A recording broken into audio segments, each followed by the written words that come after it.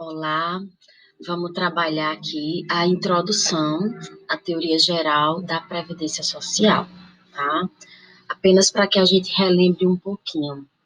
A Previdência Social, ela é uma das espécies do gênero Seguridade Social, né? Então, juntamente com o aspecto da saúde e da assistência social, ela vai compor a Seguridade Social que está disciplinada na nossa Constituição. O que é que a gente pode observar acerca da Previdência? Primeiro, que nós temos, na verdade, a possibilidade de três regimes.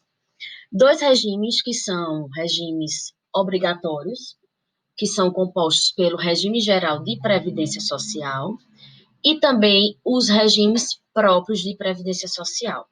E de uma outra via, nós podemos ter as previdências complementares. Estas previdências complementares é aquilo que costumeiramente a gente chama de previdência privada, né? E como a gente viu nas nossas primeiras aulas, a gente poderia ter essas previdências complementares em regime fechado ou em regime aberto.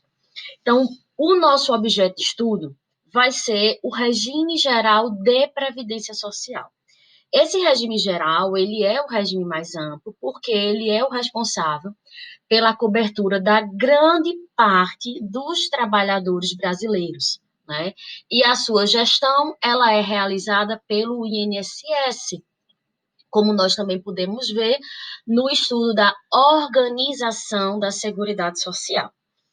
Dentro desse regime, a gente vai observar o seguinte: a previdência social no regime geral, ela vai ser composta, né, pelo próprio regime, mais a relação jurídica que é formado com os seus beneficiários.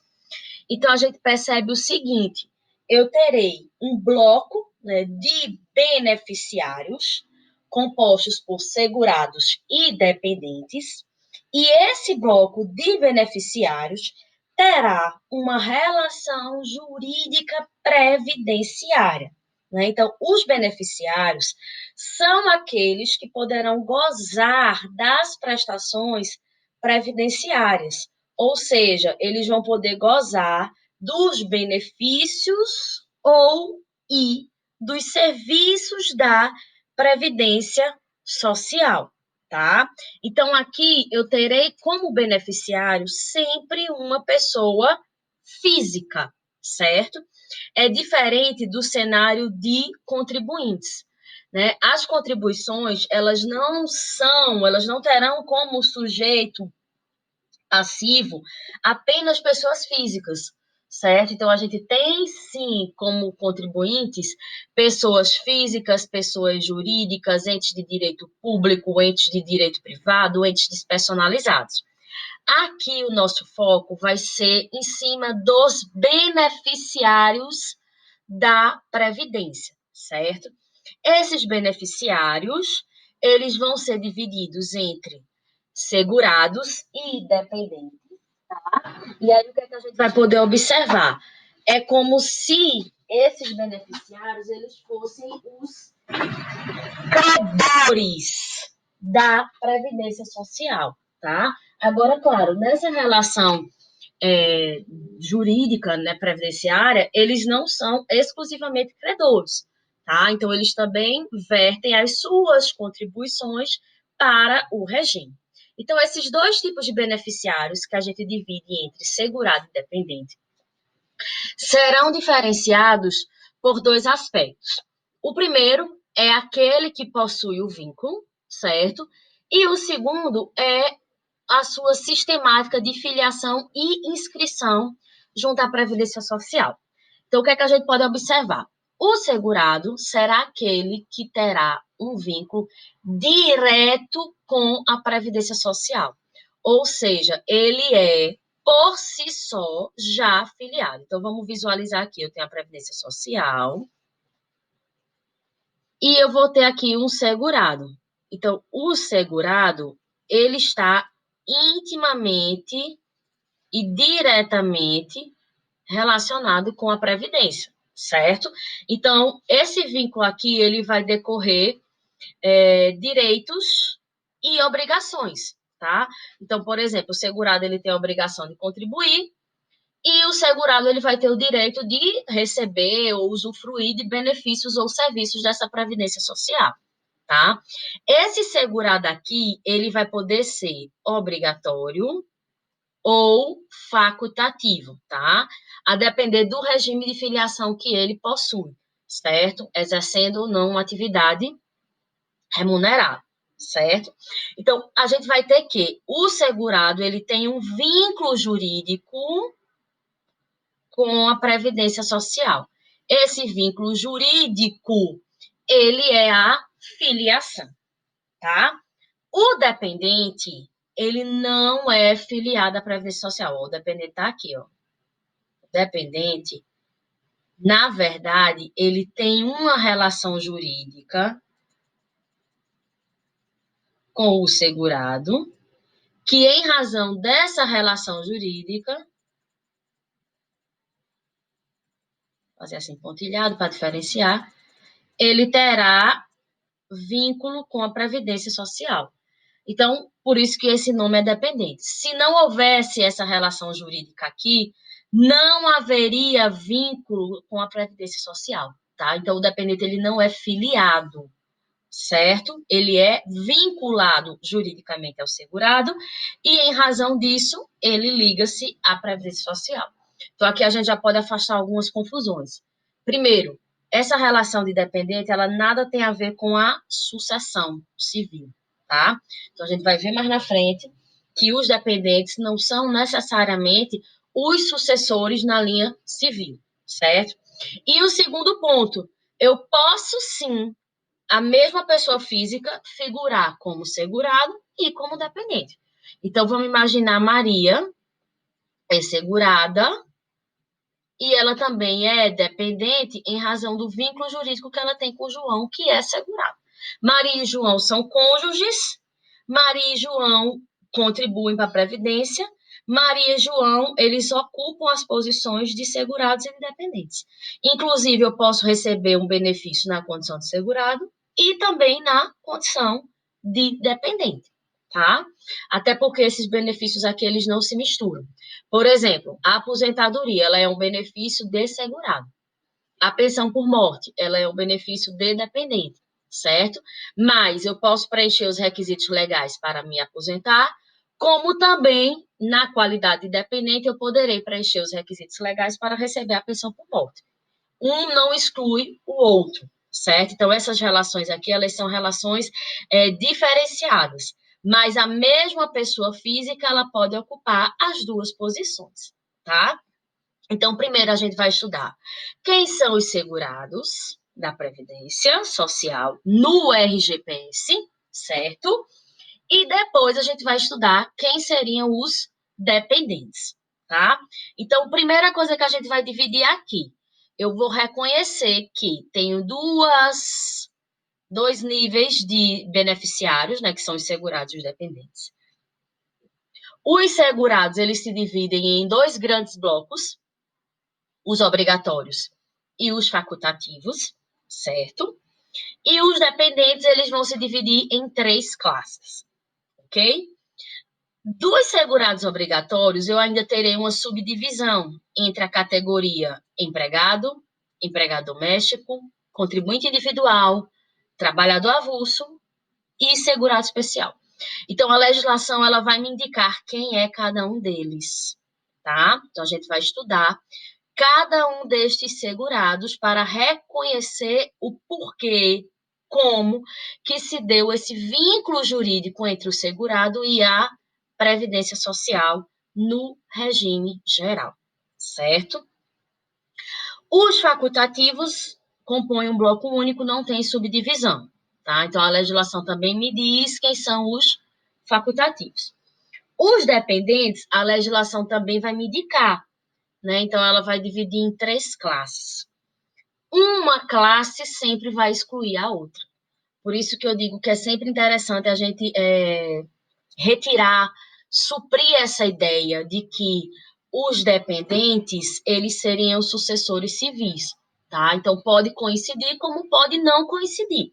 Então, é como se fosse o seguinte, eu vou num regime assim, ó, descendente. Se eu tiver dependente da primeira classe, eu não chego na segunda. Se eu não tiver ninguém na primeira, mas eu tenho da segunda, aí ok. Não tenho ninguém na primeira, não tenho ninguém na segunda, aí vou para a terceira. Ah, vamos imaginar alguém que criou um sobrinho, certo?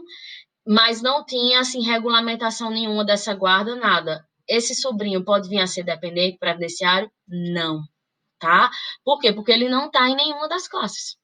Então, ainda que não exista nenhum ente da primeira classe, que é composta pelo cônjuge, companheiro, filho não emancipado, menor de 21 anos ou inválido, ainda que não tenha pais, ainda que não tenha irmãos, então a gente não vai ter, obviamente, essa cobertura pelo sobrinho, porque apenas estas três classes serão possivelmente dependentes do segurado, tá certo? Então, aqui, por que é importante a gente fazer essa diferenciação aqui, por exemplo, entre os segurados e entre esses dependentes? Primeiro, como eu disse a vocês, nós temos benefícios e serviços que são exclusivos de segurados e benefícios e serviços que são exclusivos de dependentes. Então, esse é o primeiro ponto que eu tenho que diferenciar, tá? Então, se eu tenho benefício e serviço que é só de dependente, então, obviamente, eu tenho que saber quem são os dependentes. E vice-versa. Um outro aspecto, eu terei regras genéricas para todos os segurados, tá? Mas eu também terei regras específicas a depender da categoria de segurado. Por exemplo, a alíquota da contribuição, um possível benefício ou serviço que seja destinado exclusivamente a uma categoria de segurado, a carência para a percepção de um benefício ou serviço, se eventualmente ela vier a existir, tá? Então, cada categoria de segurado, ela vai me indicar, certo? Quais seriam os regimes de regras para o benefício ou o serviço, bem como também o que é que eu devo contribuir para a Previdência Social, tá certo? E um outro ponto que a gente pode dizer é o seguinte, veja só, essa diferenciação eu entendo como se fosse o principal conteúdo, tá, do RGPS, porque a partir dessa diferenciação a gente vai poder compreender as regras subsequentes na aplicação dos benefícios e dos serviços, bem como o sistema de contribuição previdenciária. Então, a gente vai estudar as características gerais desses segurados obrigatórios. Depois, vamos estudar especificamente cada uma dessa categoria, os facultativos e, por fim, os dependentes. Ok? Então, os segurados obrigatórios, como eu já disse a vocês, a gente vai ter 5 tipos, né? Todos estão previstos no artigo 11 da Lei 8.203. Então, a primeira categoria é o segurado empregado. Esse segurado empregado, ele vai trazer várias subcategorias. Porque eu não vou ter como segurado da Previdência Social apenas aquele que detém um vínculo como empregado de natureza trabalhista, né? O conceito de empregado que a gente conhece da CLT. Na verdade, são vários outros indivíduos que poderão se filiar ao RGPS na condição de empregado. Então, eu tenho aqueles trabalhadores que são de carteira assinada, os trabalhadores temporários, diretores empregados, aquele que tem mandato eletivo, quem presta serviço ao órgão público, tá? Os cargos comissionados, quem trabalha em empresa nacional que está instalada no exterior, quem trabalha em multinacional que está funcionando no Brasil, quem elabora para organismos internacionais e missões diplomáticas. Então, aqui, todos aqueles que têm esses tipos de vínculos, né, que vão ser definidos em várias alíneas, tá? E a gente vai observar ainda que eu não vou incluir nessa categoria quem já está vinculado a um regime próprio de previdência, que são os servidores públicos da União, Distrito Federal, estados e municípios que tenham regimes próprios de previdência, tá certo? Nós teremos o empregado doméstico, que, diferentemente do cenário do segurado empregado, aqui o conceito ele é próximo, né? Ele é quase que uma simetria com o conceito de empregado doméstico do direito do trabalho, certo? Então, a gente vai ter como empregado doméstico aquele que vai prestar serviço de natureza contínua, mediante remuneração a uma pessoa ou família, tá? No âmbito de uma residência, em atividades sem fins lucrativos, não precisa necessariamente morar na residência, não precisa necessariamente ser exclusivo da residência, então eu posso ter o segurado empregado doméstico que reside numa chácara, eu posso ter o segurado empregado doméstico que é jardineiro, que é motorista, que é caseiro, tá? Que é cuidador de idoso. Então, todos esses vão compor essa categoria aqui de empregado doméstico. Por que que é legal diferenciar o empregado doméstico do empregado? Primeiro que, como no empregado doméstico a gente não tem atividade com fins lucrativos, então o sistema ele trouxe uma previsão de várias regras bem interessantes, né? E próprias desse regime a título de contribuição. Então, a contribuição que é paga pelo empregador e pelo empregado doméstico, ela é menor do que a contribuição que é paga pelo segurado empregado e aquele que se beneficia da mão de obra desse segurado empregado. Então, essa é uma das diferenças, certo? Uma outra situação que a gente vai ter de segurados obrigatórios é a dos trabalhadores avulsos. Aqui também a gente vai aplicar uma simetria com o direito do trabalho, tá? Então, o mesmo conceito que eu tenho para trabalhador avulso no direito do trabalho, eu colocarei aqui para a Previdência Social. Lembrando bem que o trabalhador avulso, ele é um contrato específico de trabalho.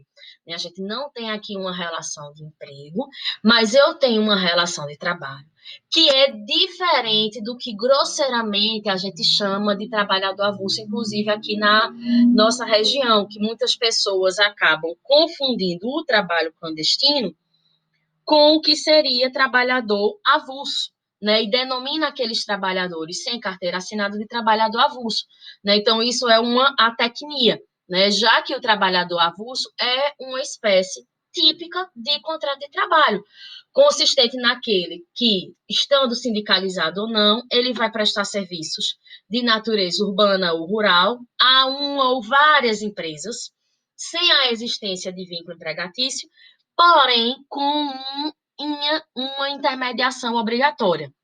Essa intermediação, ela é, digamos assim, o elemento caracterizador do trabalhador avulso, né? Então, essa intermediação, ela vai ser ou por meio do sindicato ou por meio de um órgão gestor de mão de obra, certo? Então, que é o que a gente vai chamar de OGMO, tá?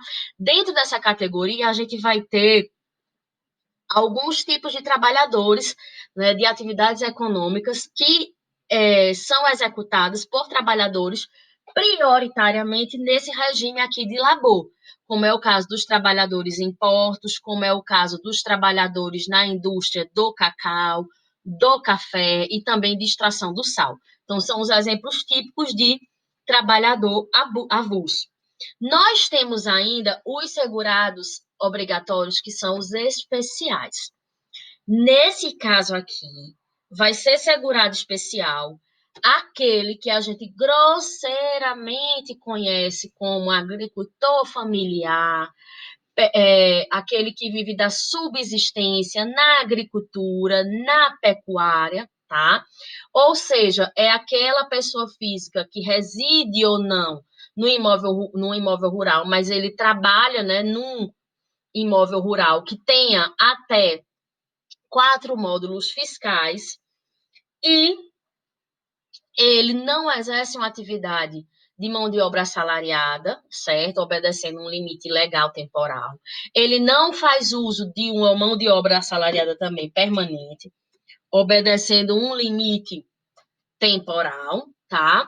E dentro dessa categoria, a gente também vai incluir os cônjuges, os companheiros, os filhos maiores de 16 anos que trabalham nesse regime de economia familiar.